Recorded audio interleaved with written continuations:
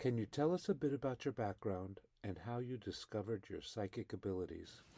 Hi, I'm Miki Jacobs. I was born and raised in Israel in a conservative Jewish home. I served in the Israeli army for 5 years, and at the age of 26, I moved to the United States. I opened a glass company that I operate for 10 years. And at 2007, I opened my current company where I offer spiritual services. I do reading, I do public speaking, I do spiritual teaching, and I am an author. When did you first realize you had this gift and what was that experience like? So when I arrived to United States, I continued to practice my Judaism beliefs and tradition. But then I was exposed to spirituality and it kind of really set with me. So I started to study and accumulate knowledge and I took classes. I became a Reiki master and offer energy healing to people and animals. And I got into meditation. I improved my ability to quiet the mind. And frankly, I just one day heard the channeling or heard spirit communicate with me. In regard to how was the first experience, it was just plain fantastic. I must say that it was a little bit confusing because you do not quite know if it was my own inner voice or the voice of spirits. But what spirit do is they do their best to kind of sound different. So when we communicate with spirit, it's softer, it's always loving, it's always positive. It's almost kind of like more in the background as opposed to our own inner voice, which is harsh.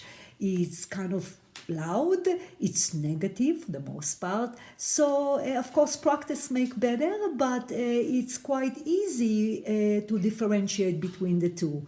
And I remember also I was very proud of myself because it took a hard work to be able to quiet the mind, which is the biggest obstacle to for spirit communication. So the experience was again truly wonderful. What type of psychic work do you specialize in? So I what refer to as a psychic medium.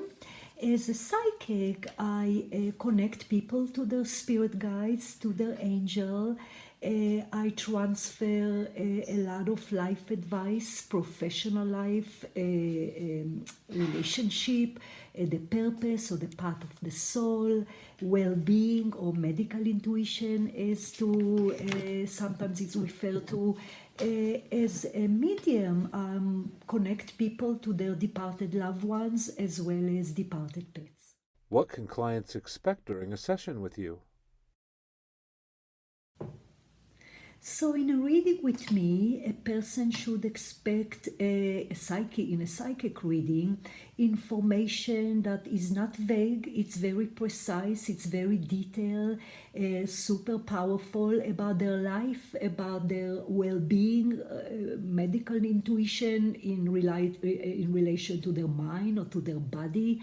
In a mediumship reading, a departed loved one and pets often enter the reading with the main purpose is bring forward information that prove that they survive the death of their physical body, that they are indeed not dead, they continue on, and that they are very much with them. My readings also often include some spiritual teaching that guides sometimes bring up in relation to certain channeling that come forward. They are explaining certain spiritual topics or certain spiritual knowledge that can emphasize the channeling, that can help the person understand the channeling as well as apply the correct action. So my readings are not only channeling, but I believe that it has a potential for a spiritual expansion and growth. Can you describe the tools or techniques you use in your readings? So, in regard to my approach, it's very important for me that the person understand that they don't talk, they do not need to talk. They call to talk to spirits, not Mickey. So, it's very important for me to tell them that I give the stage to spirits. Spirit know how to build the reading based on the priority of the information, able to see obviously the bigger picture and what's important to come first, second, and so forth. In regard to the method, I don't have any specific method.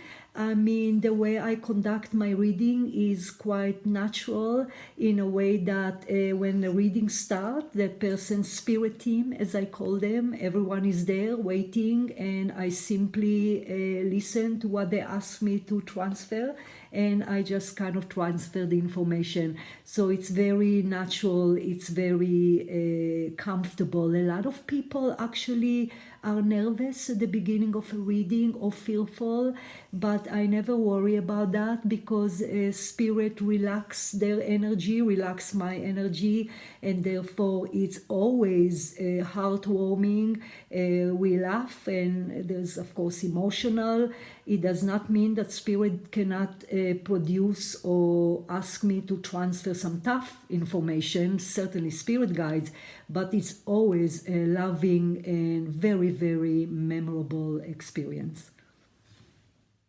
Can you share a memorable or impactful reading you've done that highlights your abilities?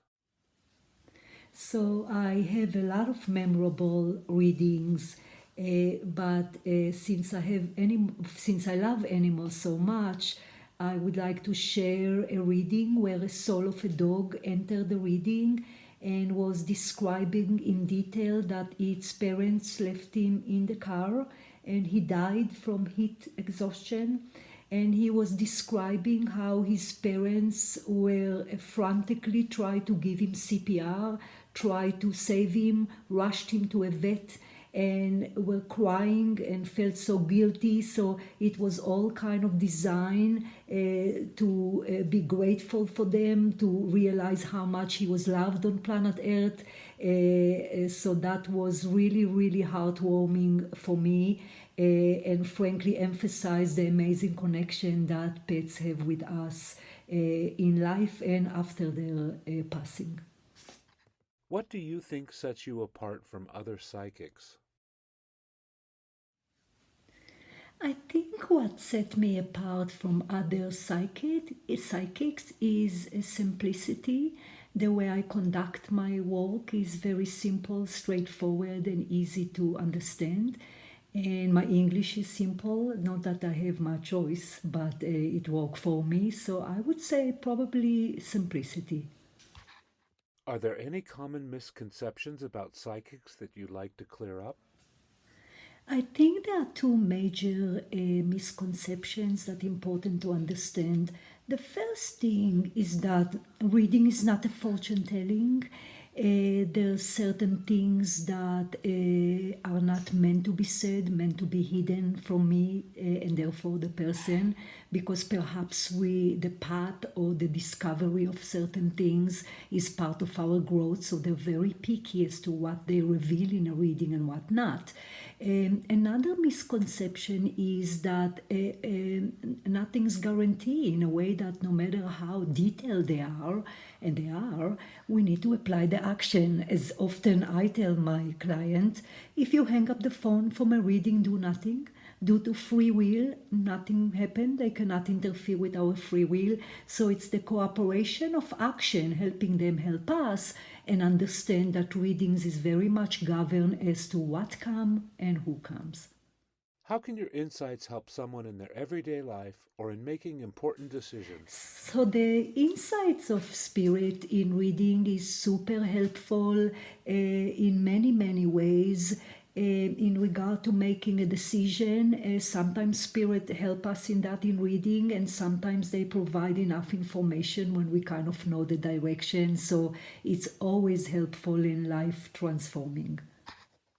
What advice would you give someone seeking their first psychic reading? So, the first advice I would give to someone that is new in readings is to move the mind aside. Mind can be a major obstacle to a successful reading. It can kind of interfere the flow of the energy. Stay open-minded. Don't be fixated about someone to enter and something to come. Kind of like move forward, enjoy the process, beautiful, helpful process as we've mentioned before. But that really would be my main advice, which why I bring it up to first-time clients. How can people get in touch with you or book a session?